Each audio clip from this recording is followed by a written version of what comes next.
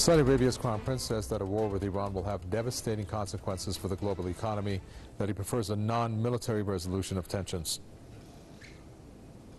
The region represents about 30% of the world's energy supplies, about 20% of global trade passages, about 4% of the world GDP. Imagine all these three things stop. This means a total collapse of the global economy, and not just Saudi Arabia or the Middle East countries. The political and peaceful solution is much better than the military one.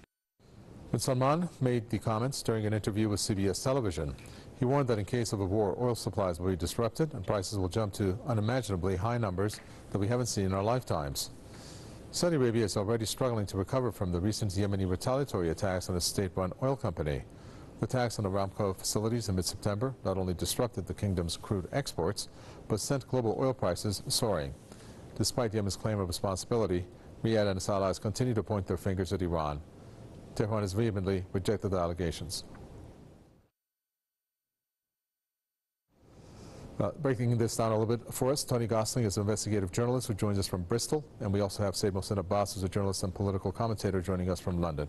I'd like to welcome you both. Tony Gosling, the first question that comes up before anything is, can Saudi Arabia even afford to wage a war against Iran, seeing how poor they've performed in the war on Yemen? Well, it's actually good to hear Mohammed bin Salman being so frank about not wanting a war. It sounds to me as if he's slowly waking up to the idea that Saudi Arabia has been being used by the West, particularly by the United States, as their pawn in the Middle East. And the sooner he does that, the better. We're also seeing a period at the moment of real destabilisation in Saudi Arabia. Particularly evident is the death of the bodyguard of King Salman, shot dead the weekend, Abdulaziz Al Fahmy. You know, he's been a part of the scene in the Saudi royal family at the very top, defending the king and his associates for 15 years now. For somebody like him to die in some kind of gunfight shootout shows how fragile the Saudi regime is. The monarchy, which was put in place by the British, about the time of the First World War. But there's also the background to this is also important, which is this war in Yemen. We see The Guardian reporting recently up to 100,000 people having died in that war. This war is not benefiting Saudi Arabia at all. It's just a war, proxy war. The Saudis are fighting for the West, making lots of money for Western arms firms. And it's about time that the Saudis woke up to the fact that they're being used. So the blame game has been in evidence as well. Just before the United Nations General Assembly, we saw this attack on the oil fields. The two oil fields were the biggest attacks on Saudi Arabian oil for decades, and biggest threats to the flow of oil. And the blame game is being played there by the West. They're saying that, oh, this is Iran, the West is saying that's doing this, and the Saudis going along with it. But, well, the drones may have been made in Iran, and I only say may. They've even said there were cruise missiles involved, the Americans have, and it doesn't look as if there's any evidence of that at all. I've seen no evidence myself at all. And they're trying to up the ante. They're saying that this is a very sophisticated attack, when actually this is really the Houthis in Yemen. Slowly but surely, over the years, they've realised where they've got to hit, and they're now starting to do that. So the obvious signal to the Saudis is stop attacking Yemen. Let the Yemenis just have a break from this absolutely horrendous assault, which has left almost all military targets destroyed in Yemen. So that's the background to what he's saying, is that he's got to wake up to the fact that his country is being used by the West. Well, Said Mohsin Abbas, that's an interesting observation there. What do you think? Is that how this could be viewed in terms of what MBS has said and what he has not achieved in a sense? Or can it also be the indirect way of him saying, as a signal to the West, and particularly the U.S., that, hey, we may wage this war, and this will happen if you don't do it for us? I think you could interpret it both ways, but I do think that actually, in reality, they have lost the war, and they know it. They can't stop these drones. They certainly wouldn't be able to stop ballistic missiles raining down on their oil supplies. They can't win the war on the ground. They have mercenaries who are hired from Sudan and all sorts of other countries which don't have the heart to fight.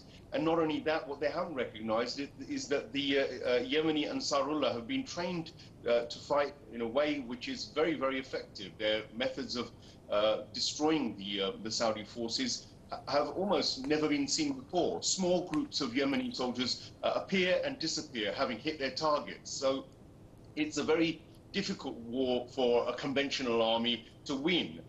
The United Arab Emirates, who were the key allies for the Saudis on the ground, they've been their forces out.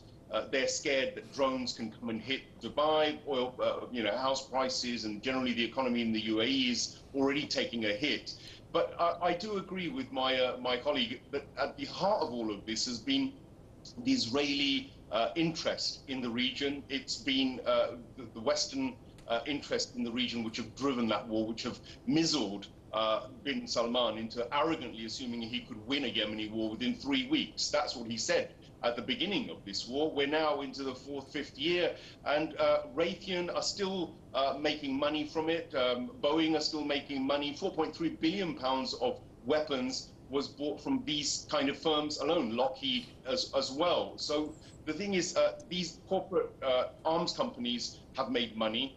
The American president has made money. He signed a $350 billion deal over 10 years as soon as he came into power with bin Salman. So yes, there is a lot of money floating around which has gone into the coffers of Zio imperialists. The Israeli companies, NSO Group, sold Pegasus spyware, and that's spyware that had Khashoggi murdered ultimately. The AGT company, run by a guy called Matt Kwali, in 2007 won £6 billion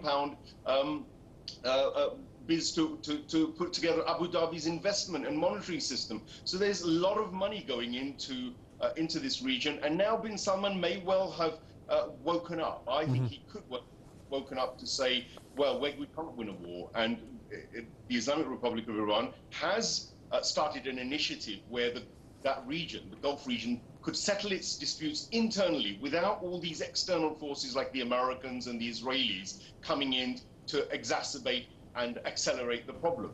Thank you very much for that. We appreciate it, Tony Gosling, investigative journalist. And thank you, Said Mohsen Abbas, journalist and political commentator. And that does it for the news review.